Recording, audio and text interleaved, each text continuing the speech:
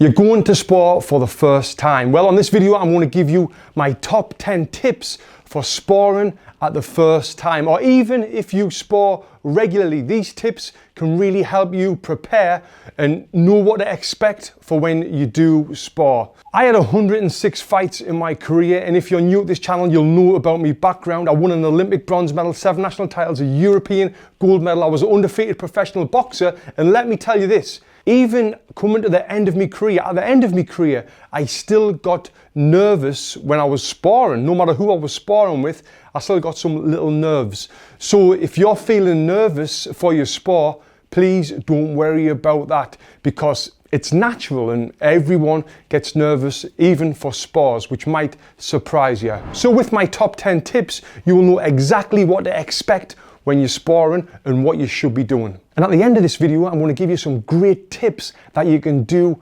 after you've sparred.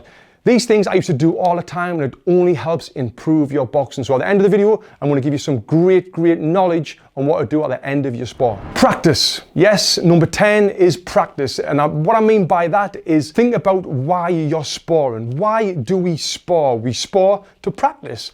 We practice because we want to get better. And that is what sparring's all about. It's all about getting better and learning while you're in there. We're not going in there for a fight. We're not going to try and knock our opponent out. He's not going to try and hopefully not knock you out. We're in there to learn and practice. So think about that. That is the ultimate thing here. We're going in there to practice and get better. Working on the basics of boxing. This is what you need to be doing when you're in there. You need to be working on the basics. Don't be trying to throw an uppercut with a pivot hook or trying with your hands down and look all flashy.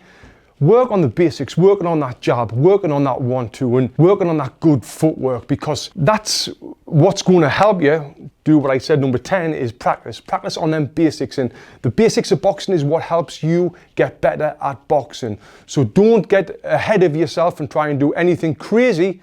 Just working on the basics of boxing. Hit and not be hit. That's the name of the game here.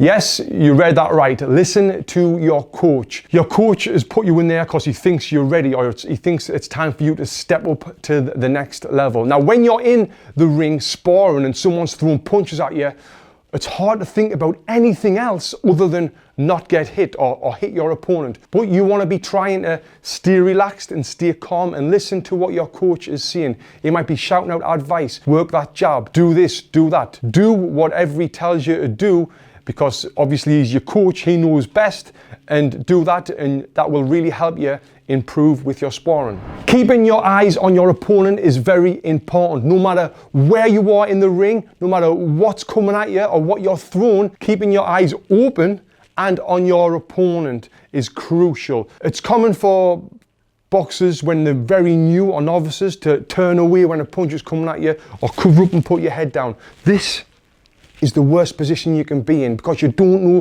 what punches are coming at you. So keep your eyes up and on your opponent at all time. I've done a full video on giving you tips on how to keep your eyes open. You can click the link below after this video, watch that and check out that video. But yes, you want to keep your eyes on your opponent at all time, no matter how uncomfortable it may feel. Breathing is one of the hardest things to do when you're in there. Yes, you heard that right, it really is. Yeah, we breathe every day, naturally walking around without even thinking about it. But when you get in the ring, the thing that we tend to do when we're unexperienced is hold our breath. Someone's punching you, you're holding your breath. You're throwing them punches, trying to hit someone, you're holding your breath. No, you want to breathe.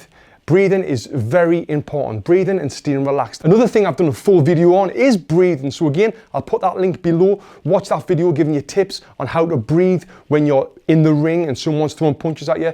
But yeah, if you're holding your breath, you're going to get tired very fast. And you don't want to get tired when you're in the ring and someone's throwing punches at you. So yes, don't forget to breathe. Number 5, pace yourself.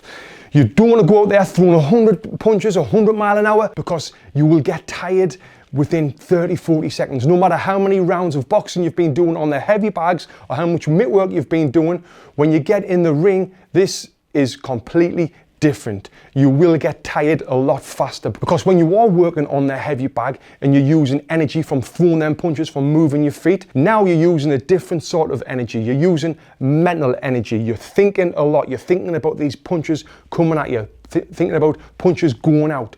So you need to really pace yourself, because you're going to be working your mind a lot when you're in there. I don't know how long your rounds are or how many rounds you're doing, but you definitely want to pace yourself. You want to be able to finish the round off and not looking really messy, where you've seen beginners before when they're hanging on the ropes or they've got their hands down and you don't want to be that guy. You need to stay relaxed, and if you did what I said on the previous point, breathe, stay relaxed, and that's going to help you get through the full sparring and looking good as well. Thinking about defense is crucial when you're in there, if you're sparring or fighting, even any level you're at, if you're a beginner or not. You've got to think about your defense. And what I used to like to do, I used to throw the punches and always think about a punch coming back at you, because if you're thinking about a punch coming back at you, it's harder for your opponent to hit you. So yeah, think about defense. And like I said earlier on, the name of the game is to hit and not be hit. If you're just getting in there for the first time, or you haven't got that much experience, sometimes you just think about trying to hit your opponent and your defense will go out the window.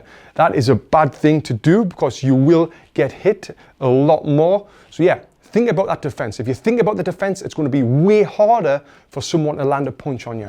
Number 3, your sparring partner. Who are you sparring with? Now, this may or may not be your choice. If it is your choice, believe it or not, you want to spar with someone who has got lots more experience than you, who is way better than you.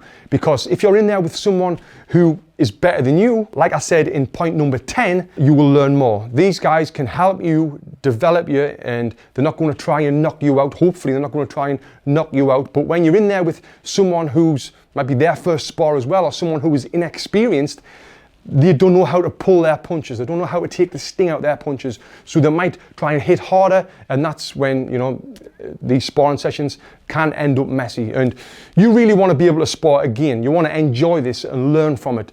But if you're in there with someone who's a novice as well, and he's throwing bombs and you're throwing bombs, it'll get messy, someone will get hurt, and you'll probably not want to spar again, or your opponent will not want to spar again. So if you are sparring with someone, it's always better to spar with someone with more experience than you. And the better the people you spar with, the better you're going to become. So when I say you might cry, I don't mean you might cry like that, but what will happen, a very good chance will happen, is your eyes will water.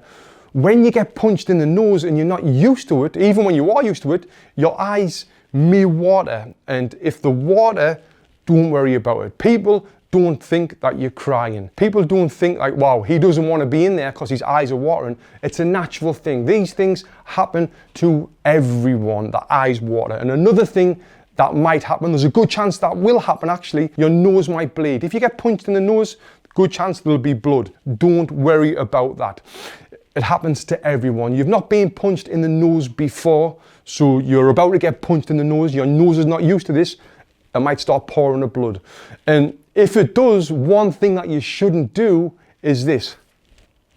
Look at it, you know? And I used to do that, and I used to get told off by my coach. Tony, keep your eyes on your opponent. Stop the sport. What are you doing? What are you looking at that for? Stop that. You need to keep your eyes on your opponent at all time. That's what my old coach, Bobby Butte, used to say to me. So yeah, that's what you want to be doing. You want to be keeping your eyes on your opponent. So if there is blood, you can feel like it's going to be run. The last thing you want to do is this, because that'll happen. Yeah?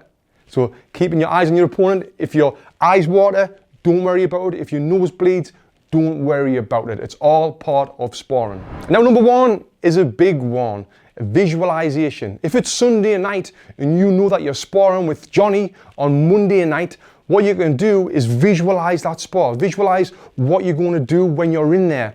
And when you visualize it and you walk through the fight in your head, lying there with your eyes closed, walking through everything, you're going to the gym, you're warming up, you're getting your hands wrapped, everything like that. And then when you come to getting in the ring to spar with Johnny, you've already done it in your head. So the nerves will be less than they may have been if you never did it in your head. So yeah, visualization is a big one. And I used to do this before every single fight. Not so much sparring, but every fight. But if you are sparring, this is something you can definitely do. So them are 10 great tips that you can use for every time you spar. Now I'm going to tell you what you can do after you've sparred that's going to really help improve your boxing. But before I do, I just want to quickly tell you about my Be a Better Boxer video package, where I give you over 70 videos of the best boxing tips around the world. That's going to help you be better at boxing.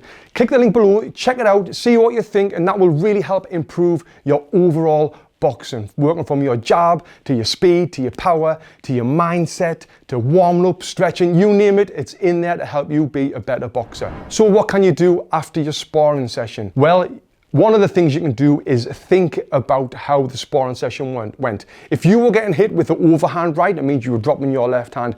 If you were really tired in there, it either means you weren't breathing and relaxing properly, or you weren't pacing yourself, or you just weren't fit enough. So you know what you can work on next time you're going in the ring.